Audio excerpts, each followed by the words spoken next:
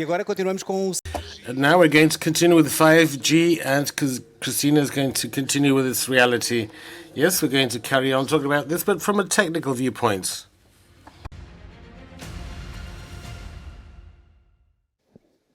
Passo a apresentar. I'll introduce my guest speakers. João Teixeira, Chief Technology Officer at APDC. Jorge Graça, Executive Board Member of NOS. And Paulino Correia, Chief Network Officer at Vodafone. Good afternoon to you all. Let's carry on speaking about the 5G issue. But from the technical viewpoint, I ask you, what is the situation of 5G in Portugal today? Jorge, I'll start with you. The other Jorge. Good afternoon. The situation of 5G, I dare say that we've had a complicated period. That was the bidding, a lot was the tender, a lot was written and said that. We wasted some time compared to other European countries. Still, I think we managed to learn things that went well, things that didn't go so well. But we have to look forward. So 5G is a reality, it exists, and we are available to make it move forward. What have you learned from your mistakes? Well, from our mistakes, not many, but in fact, it's a new technology, new for all. There are more mature markets. Some things work, some things don't. But we learned that there's still a lot to do, more than just putting the network, like we did with 4G. 4G has a more centralized architecture, and we're going to have to start speaking about decentralization of computing centers. So the computing has to be on the edges of the network. I think we're taking the first steps. We're still teething in this respect. We have a lot to learn. And for us, for you, what are the first steps? We are starting to deploy 5G. But adding on to what the colleague said, I would divide 5G into two parts. One part is all about the rollout of the networks, the access to be able to expand 5G. And then there's another component, and that is where we have been delayed. And it's not a delay of the operators. This is going to be reflected in any company in Portugal. The fact that we have not been capable of mobilizing the technology, because 5G is an enabler of solutions for companies, not an end per se. It's an enabler for company solutions. It's a facilitator. And the time we've lost, the time we've wasted, that we're trying to recover with an accelerated rollout of the network, is wasted time. It was wasted for the companies that could have had access to technology early. They could have started to think, to design their processes. They could have started to study technology and implement functions that enable to gain all the things of 5G, the new productive model. So this is the delay that is making things more complicated now, because it doesn't depend only on us. It depends on the will of companies, and more objectively, we need time, because to change a productive process, a production line in a factory, logistics and so forth, takes time. And we cannot speed up things as we would like. And that's the problem of time wasted. For Portugal, that was the time we wasted, and we cannot recover it. So we cannot recover for lost time. Yes, I agree totally with my colleagues at the panel. I'll bring a parallelism with 4G. In 4G, we were one of the first countries to launch it, and even so, at the time, at Vodafone, we were working as a group, so we had a lot of attention with our suppliers and partners in the market, because the market helped us to have customers that, so they had a focus on them. But it didn't happen with the 5G, and we lost track. The way in which we're structured, even the engineering teams, we work in several markets, not only one market. So we have Portuguese engineers who are working on 5G in other markets that have been already launched. So despite agreeing that we have wasted time or lost time, that we have to recover it as a company, as an operator, we have to make the most of what we learn in other markets where we have launched 5G. Have you detected mistakes? Have you contained them in other countries? Of course, from the viewpoint of engineering, there are many lessons to be learned, as George said, in terms of rollout and building the network. 5G is going to be slightly different, as Jean also said, because it's a more powerful network, but it'll also be a more open network. So we have to build a new concept in Vodafone. We believe this is the concept of the network as a platform, not just a network for over-the-top services. It's going to be integrated with the services and thus enable to unblock more value for the end consumers. Jean, it's a more powerful network with greater speed. But for a true digital transition, there must be such high-speed networks. And here's where we have fiber optics. So what's our situation regarding this issue? I believe that the industry has proven to be ready for the digital transition. It's nice to see all these people here because we were closed down for 2 years. Well, we met online, of course, yes, but it's not the same. It's nice to be face-to-face. It's nice to meet personally. So the industry was the driver, the catalyzer for this digital transformation. What we're doing now, and that we're taking the first steps, we were all obliged to become more digital, faster. And regarding fiber optics, I cannot separate this from 5G. I think that Altice has helped a lot for Portugal to be in the top ranking regarding the penetration of fiber optics and digital services. We don't have all the information. I believe that fiber optics are a very important component of this new technology, and 5G is going to open up a whole brave new world because it's going to be an essential means for this digital transformation. So you share this view? Yes, I think that Portugal, despite COVID hiatus, has proven that as a country, we are fortunate, or the evolution of the industry has led to this to happen. We have great infrastructures. I remember at the beginning, the first contacts on a day-to-day basis, things happened. But the great difficulty, it was for us inside Portugal. We could have video conferences all the time, normally, although they are very painful. But it was difficult. It still is with other countries where they lack this. And they are developed countries. Yes, in terms of infrastructures, it's difficult to find a country like the ones we have in terms of infrastructures. So one of the things that facilitates the rollout is precisely the existence of so much infrastructure across the country, sometimes doubled or tripled. So these are veritable highways, yes, which make things easier. Despite we call this a mobile network, it's very much a fixed network. We spoke about the towers. The towers are physical positions. We have to take the energy there. We have to take the infrastructure to support the 5G network. So it's going to be a very fixed network with a lot of infrastructure. The deployment of the network in Portugal is facilitated by 5G precisely because we already have part of the infrastructure. So we wouldn't have 5G without fiber optics. So do you agree? What's the coverage that we have in Portugal? 5G. It's under construction. We have targets defined by the regulator in terms of coverage. It's important. But what's your aim? Well, we're progressing. It's not the ideal forum to discuss how much coverage we have or don't have. But as we go, as we roll out the 5G, we can carry on improving 4G, which is carrying many services in terms of capacity.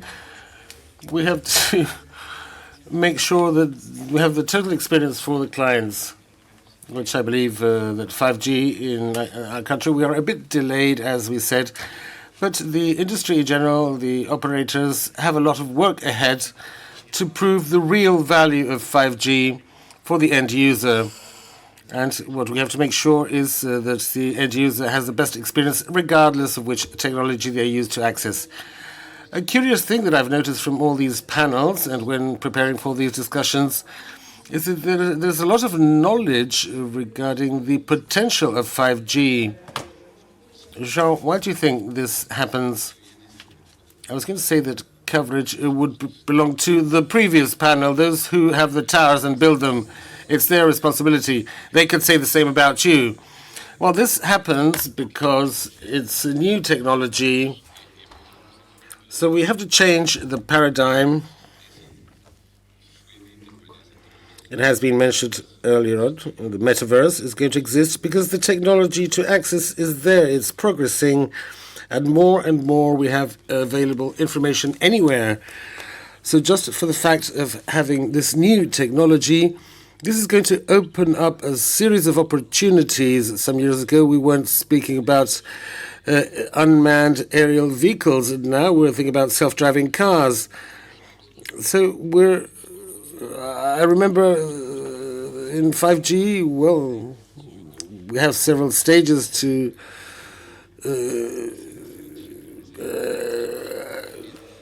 travel, and we have the decentralization, and then the technology, the vendors. We're all learning from one another. Of course, the market and the businesses have to believe in this, and they have to also invest. Of course, without that, we will not develop. It's not us to always pay to foot the bill. And as operators, as players, what message can you convey? I go back to Nos. What is your message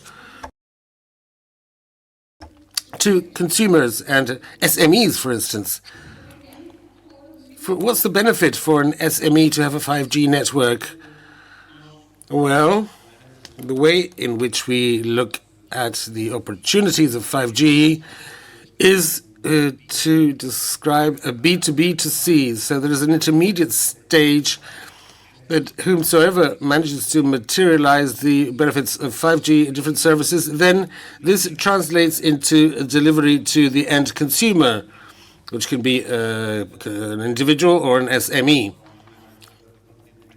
I can speak about the more technical components of why this is so, as opposed to 4G. But more in general, we look at this as the way to make 5G progress in Portugal is to promoting the ecosystem of businesses that manage to develop on 5G technology, to develop their services and new products, new approaches to the markets. We do this through a 5G fund in which we invest in startups that are developing solutions that need or that may be expanded with the functionalities of 5G. So we intervene and promote the ecosystem in Portugal in order to try to bring the benefits that the technology provides to products and services that will then reach the end consumer. And for what changes for the individuals, for the end consumers? Well, I can explain in a very simple manner how I see the fundamental ingredients of 5G. The first three are the usual ones. It's faster, less latency, more connectivity. But it's work in progress. And this is not going to change the world as we know it overnight. 5G, in my viewpoint, brings two more components. One is what I said before, a greater and more dynamic interactivity that customers may be able to ask the network in real time to see their customized needs satisfied. And the fifth element is that the 5G technology has been defined in an open manner to make it possible for solutions outside to consult. The ecosystem has to be created by the operators, of course, but it has to be fed with partners and by the customers themselves. So the more revolutionary solutions will be built by the customers, especially in the industrial side. There's, of course, a big unknown, but also a great potential, as George said, in B2B, B2C. So it needs to have a critical mass on the business side, and then the common citizen will be able to enjoy the applications. And this will have an impact on many things, like remote control or vehicles and other areas that we can't even envisage. But I think we need to stimulate the ecosystem for the platform with a lot of courage.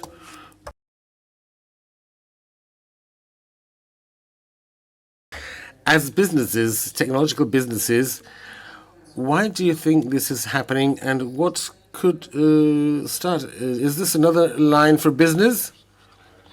We are technological drivers. If we believe in technology, it's normal for us to try to find ways to connect this to technology and to enable us somehow to look at the market and to businesses from a different viewpoint. Because if we bring the technology for the businesses, not only the services, but also to assist them, it'll be easier for us to enter into the data, the so-called digital transformation that we all aim for. But there is nothing specific in terms of giving one motive for this. I didn't ask you the same question I asked your colleagues, but how is Altice going to approach the SMEs or consumers, families, regarding the potential benefits of 5G? So how are they going to be called or summoned to aggregate them to the system? Well, there are two things here. One has been explained. 5G is going to bring greater speed, but other things won't change. We can download a Netflix film in 2 minutes, but then I take half an hour to choose which one am I going to watch. That's not going to change. So there's going to be an adaptation phase where the users will have to start looking at things differently. The platform itself will have to grow, as well as the network and the services around them as well. Regarding the companies, that's why I said that we don't make a distinction. Altice's 5G will bring something that will be connected to fiber optics. So we will help companies in this digitalization movement or transformation, because it's more or less bringing technological innovation and digitalization. In your opinion, what's going to be the impact on the economy seen from Altice, the impact of 5G? As an industry, we have a huge impact on the economy. We represent almost 2% of the GDP.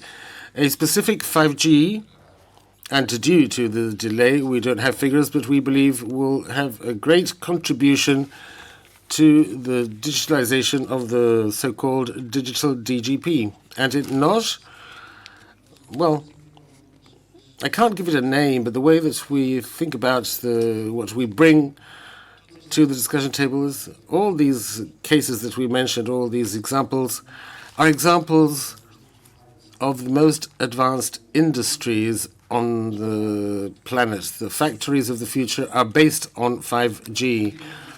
The assembly line of the future for a car is based on technology that is being developed for 5G. The logistics operations of a port are based on technology that is exploring the functionalities of 5G. The future of Portugal's economy is going to be based on 5G. If the Portuguese companies don't evolve in this respect, they're going to lag behind. That's the direct consequence. So that's why it's so important to have 5G. We might not know today exactly. And I know it's a frustrating answer. We cannot reply things now, but what I can say that the port of the future, that's going to be the reference port for all the future, is now based and being developed based on 5G technology. And it could have been developed on 4G, but it would have been done in Portugal. We would have been pioneers with this technology. And this port would have many years of head start compared to other ports. And when the assembly line reaches Portugal, it's going to be later than it reaches other countries because of the delay that we have now. I understand that it's difficult to make it tangible. We're not going to have service A or service B. The question is what we're doing to bring to the discussion table is enabling the technological evolution of all the other businesses. I know it's very broad, and I understand that it's not easy to grasp, but in reality, what we're discussing is precisely this. As we evolve, we know that it's inevitable. If we speak about automation, we have to have response times to control machineries and so forth. And we need to have 5G. There is no alternative. We have to decentralize the network. We have to have computing close to the sites where this automation is happening. And the way to bring this to the companies is via 5G under a huge umbrella, because there's a lot of technology under the 5G umbrella. And this is the enabler for this technology. The question is not only just having 5G, the assembly line itself has a long investment cycle, and we need to upskill all the labor force. This takes time, and unfortunately we have wasted part of this time. Well, it's these things happen. Anyway, let's not blame anyone for this. It's not worth the while. So regarding Vodafone, could we have some sort of causality link between 5G and how to reach the so-called 4.0 industry or 4.5 industry? I think another way of seeing this, I agree with what Georges said, but I think that the connectivity platforms of the future will need 5G. Platforms are solutions with a potential, even though we don't know what it is, but we won't make it without 5G. 5G is going to be at the core of anything we do in the future. Value creation from 5G will have to involve many players, not only the operators, of course, the operators, but also the end users, because it cannot be done just for the sake of technology. It has to be there to solve real problems that need to be addressed. And it's society, the businesses, and the individual users who have to define the problems. So investment is necessary. We have to be prepared, even though we don't understand exactly what the problems are that we need to solve. But we have to be smart and combine all the ingredients. Not only access to radio, that's what 5G means, but it's all the surrounding environment. And I think that operators are going to be involved in our strategy, and we're going to have a role as a technological company. We have to choose the right partners and develop what is worth developing, but create an overarching technology that is flexible in order to be able to explore further opportunities. And also to include, João Teixeira, competitiveness, which is essential for operators to open up new facets, new ways. For example, in surgery, robotic surgery that could be done. Yes, Altiz has been a pioneer in surgery that was performed between Saragossa and Lisbon. There is a huge potential. I remember the first cases that we have, the use cases in 5G go back to 2018. A lot has been done already about the industry.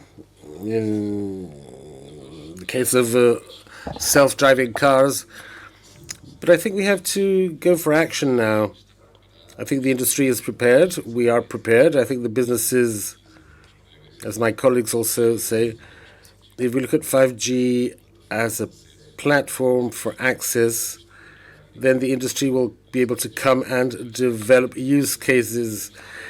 I think we have to go forward and make sure that we call the companies and invite them to come on board. Because if we have everything available, we need to also have the will on behalf of the business sector to come and experience and sit down with us, the technological and service companies, to develop together what does not exist yet. We have some cases that have been experimented with, but we need to go for action. And this action will lead to more competitiveness with 5G. Definitely, absolutely. All the examples that you have given and that we've seen, some have been implemented. We brought a few. We've tried to show the benefits. They're always based on competitiveness. The rationale underlying 5G technology is that there is an investment cycle associated by the company that brings the 5G technology, and the underlying rationale are the productivity and competitiveness rankings. The use cases that we are seeing with 5G have much less to do with entertainment than with the light consumption, so to speak. Of course, we can have on-demand TV, but that's not the case. For 5G, the idea is to bring this kind of gains.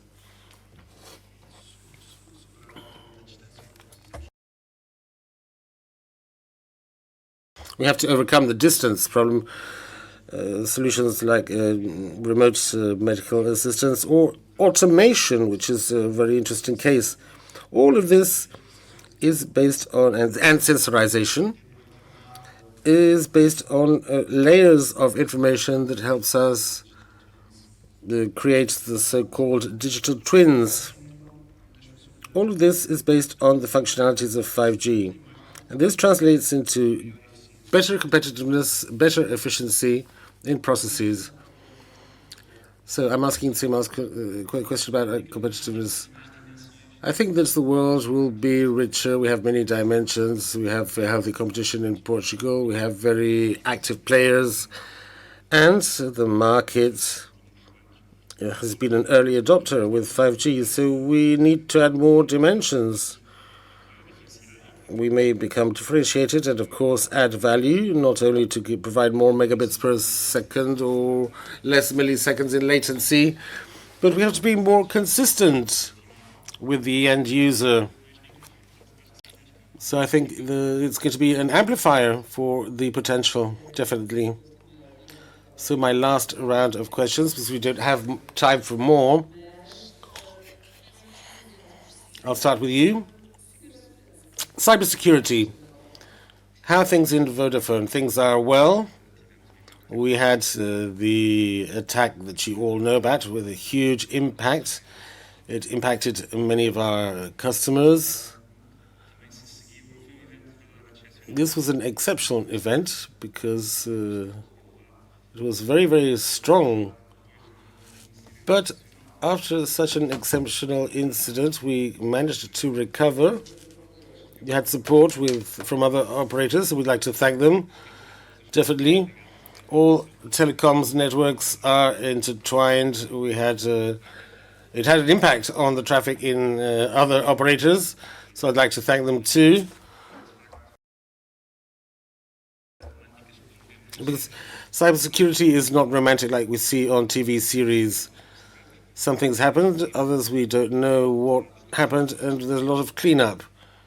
So there are things that you don't know. Well, when a thing like this happens, well, security was always a priority in the Vodafone group. We have internal audits for a long time. They're very strict and tight. But still, we were not free from this attack. No one is 100% free from attacks. It's a new reality that we'll have to bear in mind. It's not only building networks and operating them.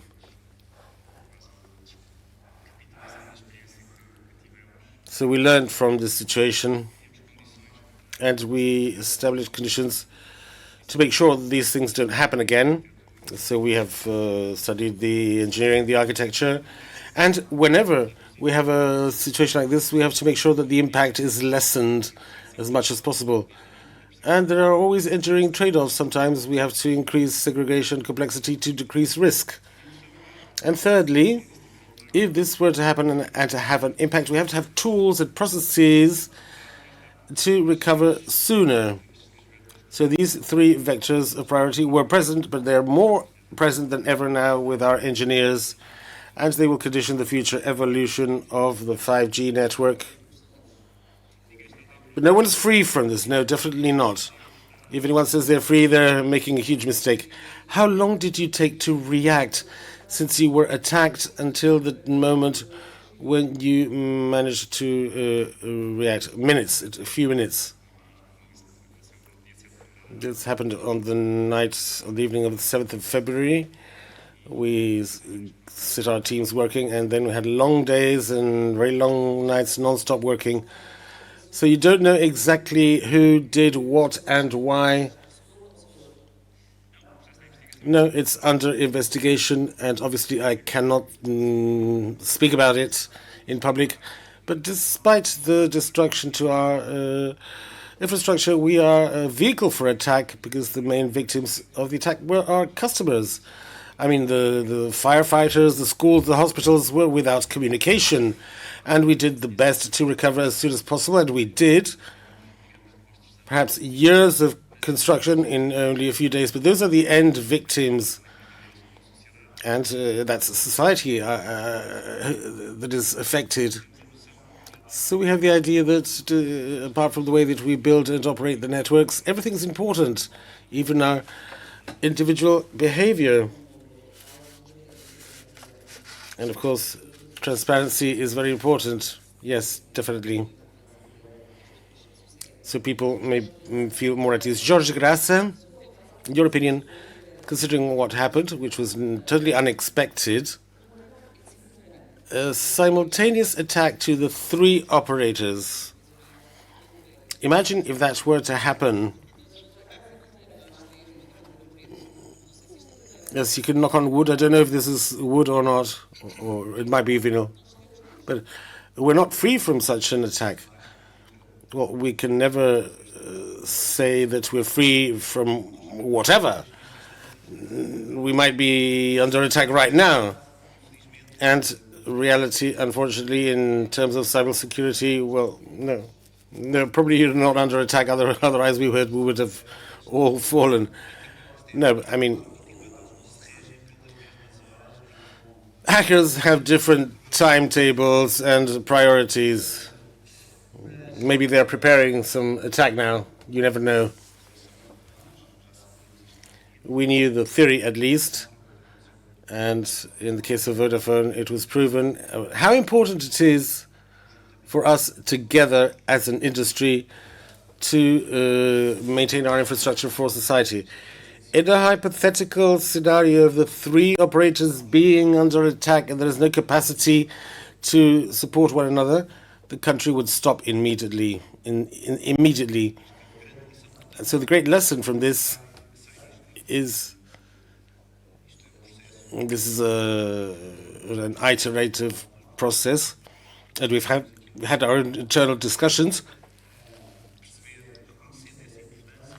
Having recognized we have to see how we can evolve systemically to guarantee the country and society that we can provide the maximum protection possible with different types of architecture.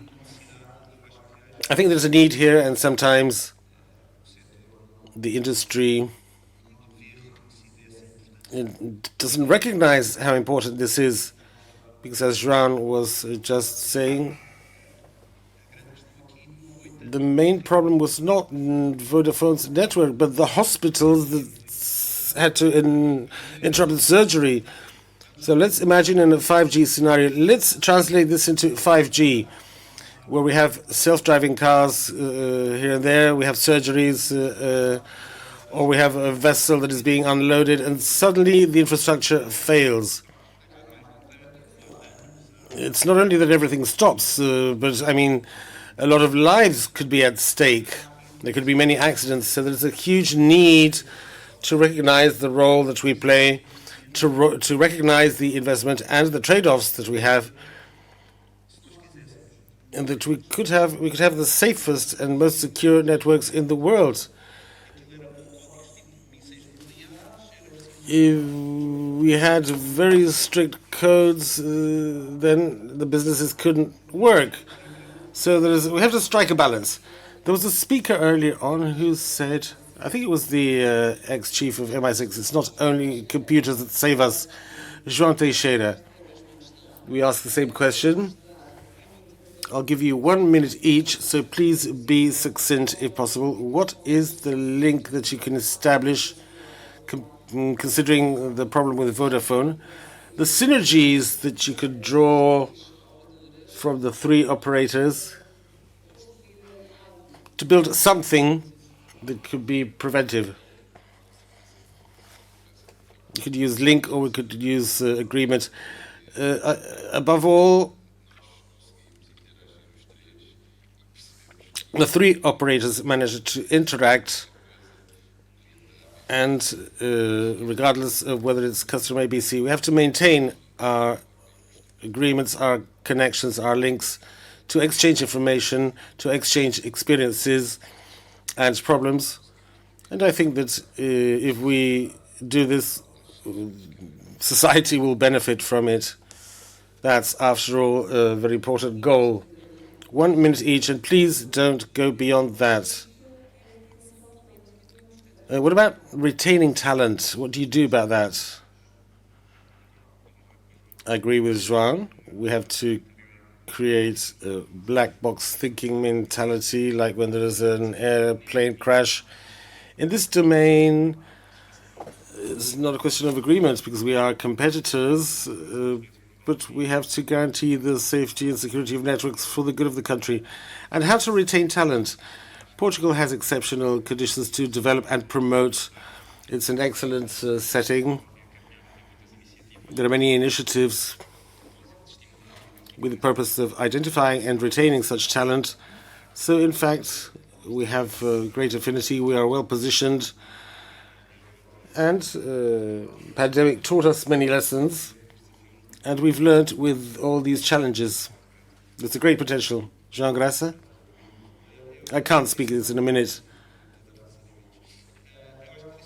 I think the lesson was that there are values from a security viewpoint, sharing information, transparency at a level that is not a competition. So minutes are critical. 1 minute will make the difference. The second thing we learned is that there is value according to these warnings. We have initiatives that are almost no regrets. If we support each other instantaneously, we can accelerate the time for response and minimize the impact on society and business. So those are the two major lessons that we learned, and we're working to make sure to continue to do so. About retaining talent, I normally say technology is easy, it's available out there, but the difference is the people, the individuals. We've traditionally been a great school. We have Portuguese engineers in practically all of the telecoms of Europe. We have an overrepresentation. Our schools are great, so are our businesses, and we believe now that with 5G and also cybersecurity, which is a very important topic, we have a lot of work to maintain this tradition of having a good school and to export our engineers. Export and retain. Retaining talent is a very hard job in this day and age. Digitalization also brought this. Talent can work here and there and everywhere. We have some initiatives and some programs. We have the Darwin program, with which we try to retain talent. And it's curious because I usually meet them. These are young people, 25 to 30 years old at maximum. And curiously enough, some of them, when I ask them what they like about the company, they say, well, we like, but we don't like to stay home all the time, because they believe that if they don't go to the office, they cannot interact with other people, which is an important part of the job. I thought they wanted to work from home, but that's not the case. Thank you very much. It's been very interesting. Thank you very much for this panel. João Adelino Faria.